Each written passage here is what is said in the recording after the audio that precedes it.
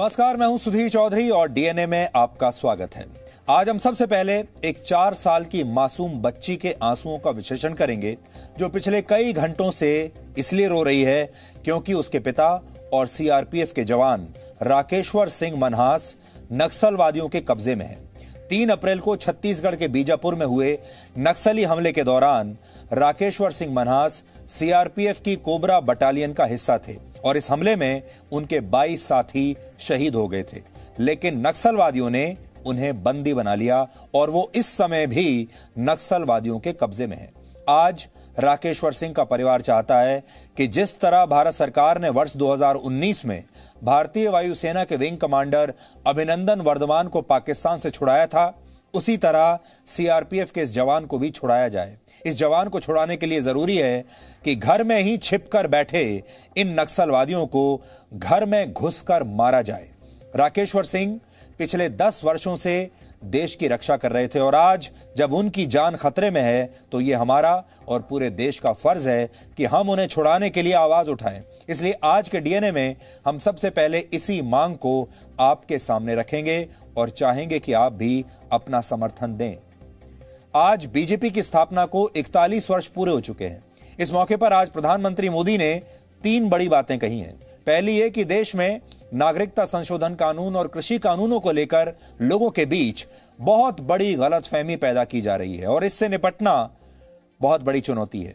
दूसरी बात कि बीजेपी चुनाव जीतने की मशीन नहीं है, ये एक विचारधारा का अभियान है जिसने पार्टी को 2 सीटों से 303 सीटों पर पहुंचाया। और तीसरी बात यह कि बीजेपी की कोशिश है कि वो आखिरी व्यक्ति तक अपनी सरकार की योजनाओं का लाभ पहुंचाए।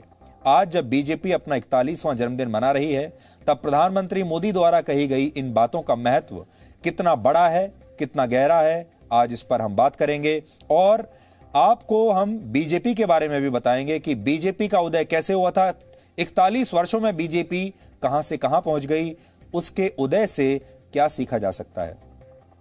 और आखिर में हम आपको जम्मू कश्मीर के चिनाब नदी पर बने दुनिया के सबसे ऊंचे पुल का विश्लेषण दिखाएंगे, जिसे भारतीय रेल ने तैयार किया है।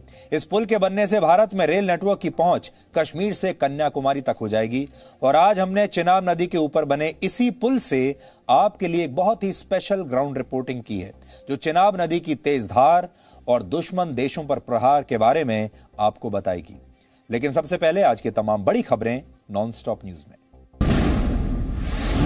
पंजाब की रोपड़ जेल से मुख्तार अंसारी को लेकर रवाना हुई यूपी पुलिस आज रात 3 बजे तक बांदा जेल पहुंच सकती है। मुख्तार को कड़ी सुरक्षा में एम्बुलेंस से यूपी ले जाया जा रहा है।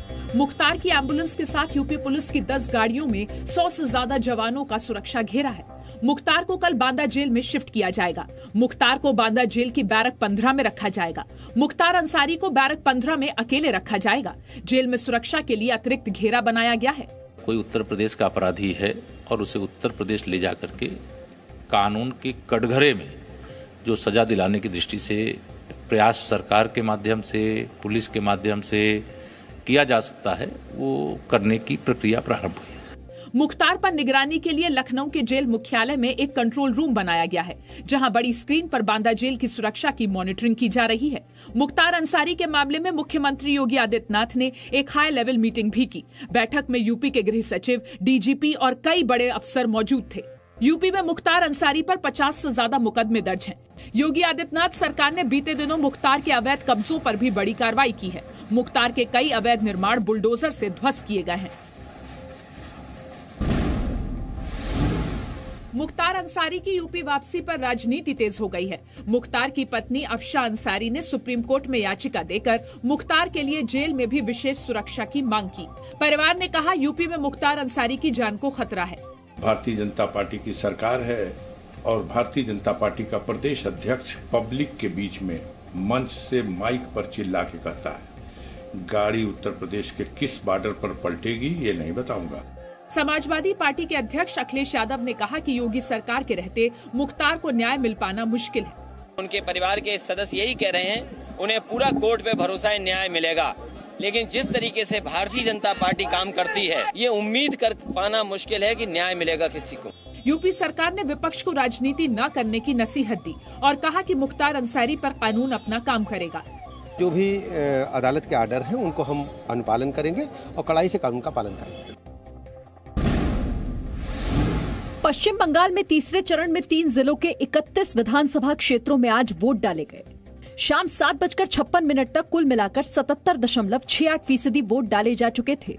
बंगाल के दक्षिण 24 परगना के 16, हावड़ा के 7 और हुगली के 8 सीटों पर वोटिंग हुई। हुगली में आईएसएफ के चीफ अब्बास पीरजादा ने अपना वोट डाला।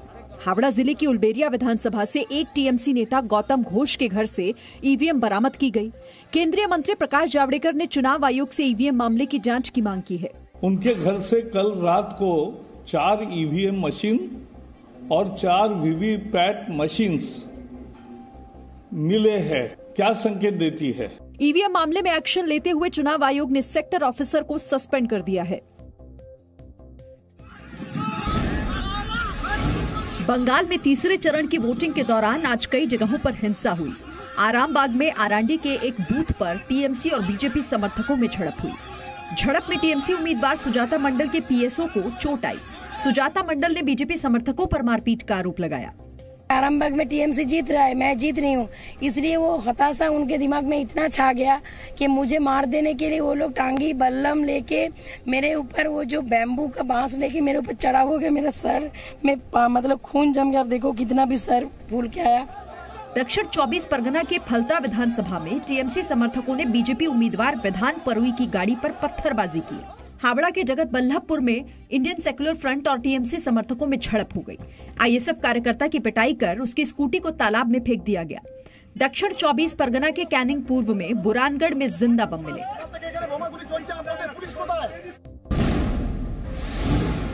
4 राज्यों और 1 केंद्र शासित प्रदेश की 475 सीटों पर आज मतदान हुआ। पश्चिम बंगाल, असम, तमिलनाडु, पुडुचेरी और केरल में वोट डाले गए। असम में तीसरे और अंतिम चरण की वोटिंग हुई, जबकि तमिलनाडु, पुडुचेरी और केरल में सभी सीटों के लिए आज ही मतदान हो गया। असम में वोटरों ने भारी उत्साह दिखाया। इस चरण में राज्य के स्वास्थ्य मंत्री और बीजेपी नेता हेमंत बिस्वा शर्मा जलुकबरी से चुनाव लड़ रहे हैं। परिवहन मंत्री चंद्रमोहन पटोवरी धर्मपुर से, सिद्धार्थ भट्टाचार्य गुवाहाटीपुर से चुनाव लड़ रहे हैं। असम में 82.28% मतदान हुआ। तमिलनाडु में 65.15% वोटिंग हुई। केरल में 70.13% मतदान हुआ। पुदुचेरी में 78.23% मतदान हुआ। तमिलनाडु में एआईएडीएमके के साथ बीजेपी, पीएमके और कुछ छोटी पार्टियां चुनाव लड़ रही हैं।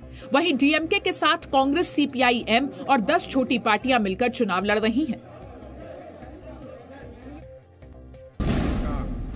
बीजेपी ने आज अपना 41वां स्थापना दिवस मनाया। प्रधानमंत्री नरेंद्र मोदी ने इस मौके पर वीडियो कॉन्फ्रेंसिंग के जरिए पार्टी कार्यकर्ताओं को संबोधित करते हुए कहा कि देश में कुछ लोग राजनीतिक अस्थिरता पैदा करना चाहते हैं और इसके लिए वो साजिश कर रहे हैं।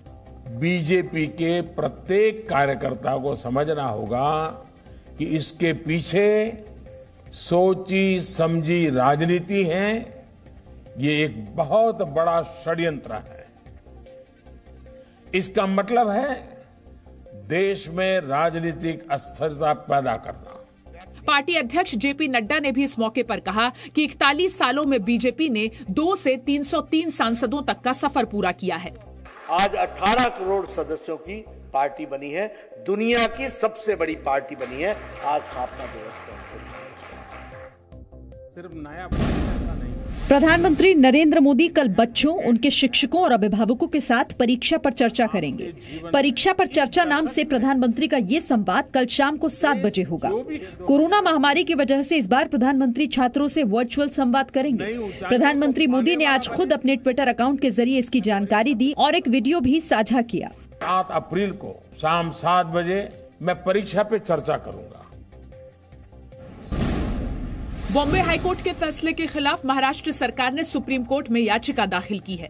पूर्व गृह मंत्री अनिल देशमुख ने उस फैसले को सुप्रीम कोर्ट में चुनौती दी है जिसमें परमबीर सिंह के आरोपों पर बॉम्बे हाईकोर्ट ने सीबीआई जांच का आदेश दिया था। सुप्रीम कोर्ट में याचिका दाखिल करने पर बीजेपी ने उद्धव सरकार पर सवाल उठाते हुए कहा कि सीबीआई जांच से उन्हें डर क्यों लग रहा है। सीबीआई इन्वेस्टिगेशन करेगी, ईडी और बाकी एजेंट सिर्फ मनी लॉन्ड्रिंग की जांच करेंगे, तो कुल मिलाकर 6 लोग कतार में खड़े हैं। इस बीच अनिल देशमुख के खिलाफ भ्रष्टाचार के आरोपों की जांच के सिलसिले में सीबीआई ने भी एक याचिकाकर्ता एडवोकेट जयश्री पाटिल से संपर्क साधकर बताया है कि उनका बयान जल्द रिकॉर्ड किया जाएगा। सीबीआई की जांच जो है वो ऑलरेडी शुरू हो चुकी है और उन्होंने मेरी कंप्लेंट की कॉपी मांगी है।